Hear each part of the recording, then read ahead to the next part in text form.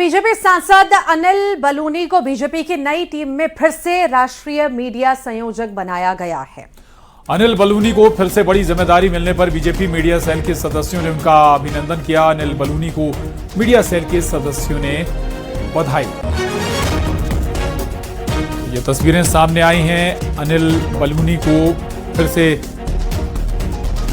Media संयोजक की जिम्मेदारी दी गई है और बधाई देते हुए उन्हें बीजेपी की नई टीम में अनिल बलूनी को फिर बड़ी जिम्मेदारी मिली है। राष्ट्रीय मीडिया संयोजक बने हैं अनिल बलूनी।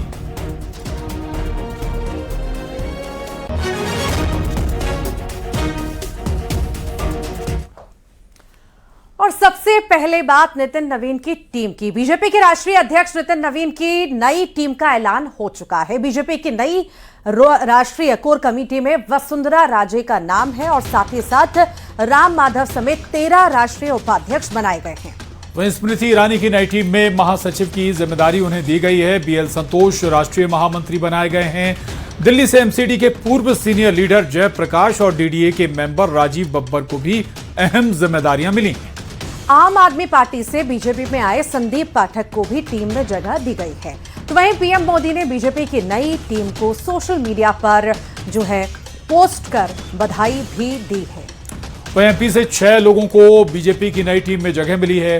प्रदेश से लाल सिंह आर्य को राष्ट्रीय उपाध्यक्ष, खरगोन सांसद गजेंद्र पटेल को राष्ट्रीय महामंत्री बनाया गया है और राज्यसभा सांसद कविता पाटीदार को राष्ट्रीय मंत्री बनाया गया। खजुराहो सांसद वीडी शर्मा को प्रकोष्ठ संकुल का राष्ट्रीय संयोजक बनाया गया है और राज्यसभा सांसद बंशीलाल गुर्जर को किसान मोर्चा का राष्ट्रीय अध्यक्ष बनाया गया है। वहीं गुर्जर इससे पहले मध्य प्रदेश किसान मोर्चा के प्रदेश अध्यक्ष रह चुके हैं। इसके अलावा आशीष उषा अग्रवाल को राष्ट्रीय मीडिया सह संयोजक की जिम्मेदारी दी गई।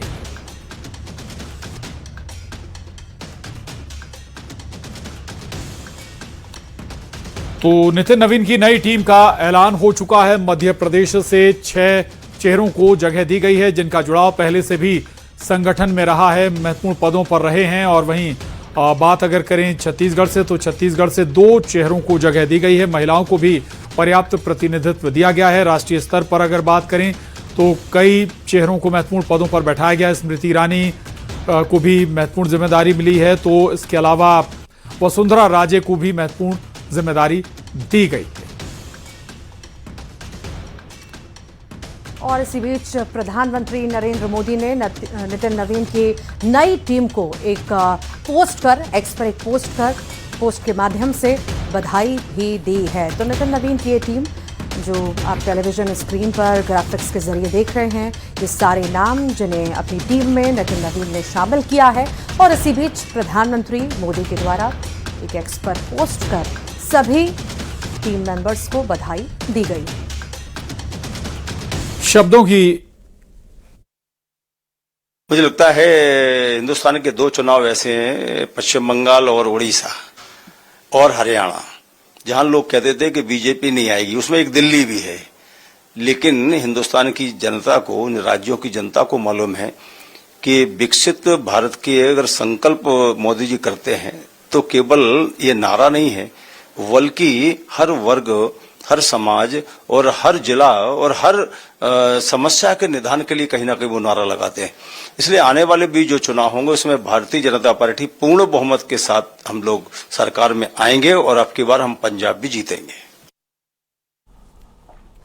और चलिए अब आपको बताते हैं नितिन नवीन की नई टीम कितनी बड़ी है और इसमें क्या खास है जो आगामी चुनाव को देखकर किया गया है और उसका फायदा बीजेपी को कैसे मिलेगा, चलिए जानते हैं। देखिए, बीजेपी की नई टीम में जो है 13 राष्ट्रीय उपाध्यक्ष शामिल हैं। राष्ट्रीय संगठन महामंत्री के तौर पर बीएल संतोष को जिम्मेदारी दी गई है। वहीं बीजेपी 2 राष्ट्रीय राष्ट्रीय सह महामंत्री संगठन भी इस नई टीम में शामिल हैं। इसके अलावा नई टीम में 8 राष्ट्रीय महामंत्री और 16 राष्ट्रीय मंत्री शामिल किए गए हैं। और नई कार्यकारिणी में कुल 65 सदस्यों को शामिल किया गया है। नितिन नवीन की टीम में महिलाओं का दबदबा भी देखने को मिला है। पहली बार होगा जब राष्ट्रीय उपाध्यक्षों में महिलाओं को ज्यादा जिम्मेदारी मिली है। वहीं नई टीम में कुल 13 राष्ट्रीय उपाध्यक्षों में से 6 महिलाएं हैं। ये आंकड़ा 33% से भी कहीं ज्यादा नजर आता है। महिला नेता के तौर पर स्मृति ईरानी महामंत्री बनाई गई हैं, तो वहीं 4 महिलाओं को राष्ट्रीय सचिव के तौर पर चुना गया है। और नई टीम में 2 मुस्लिम चेहरों को भी मौका दिया गया है, यानी महिलाओं का दबदबा नितिन नवीन की इस टीम में नजर आ रहा है। और लोकसभा के नेता प्रतिपक्ष राहुल गांधी के उज्जैन दौरे की चर्चा तेज हो गई है। बताया जा रहा है कि राहुल गांधी अगले महीने उज्जैन के दौरे पर आ सकते हैं, जहां पर वो बाबा महाकाल के दर्शन के साथ ही कांग्रेस संगठन की तैयारियों की समीक्षा भी करेंगे। और उज्जैन में होने वाली इस संभाग स्तरीय बैठक में 29 विधानसभा सीटों से जुड़े कांग्रेस पदाधिकारी और कार्यकर्ता इसमें शामिल होंगे। उधर बीजेपी ने राहुल गांधी के दौरे को पॉलिटिकल टूरिज्म बताया है। कांग्रेस ने पलटवार करते हुए कहा कि बीजेपी में जमकर अंतर्कलह चल रही है। बीजेपी अपने नेताओं को साधने के लिए सिर्फ पद का लालच देती है।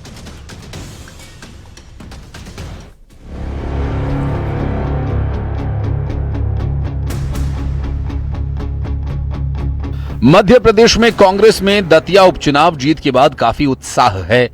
प्रदेश कांग्रेस का नए सिरे से संगठन सृजन भी किया जा रहा है। ऐसे में मिशन 2028 की तैयारी में कांग्रेस जुट गई है।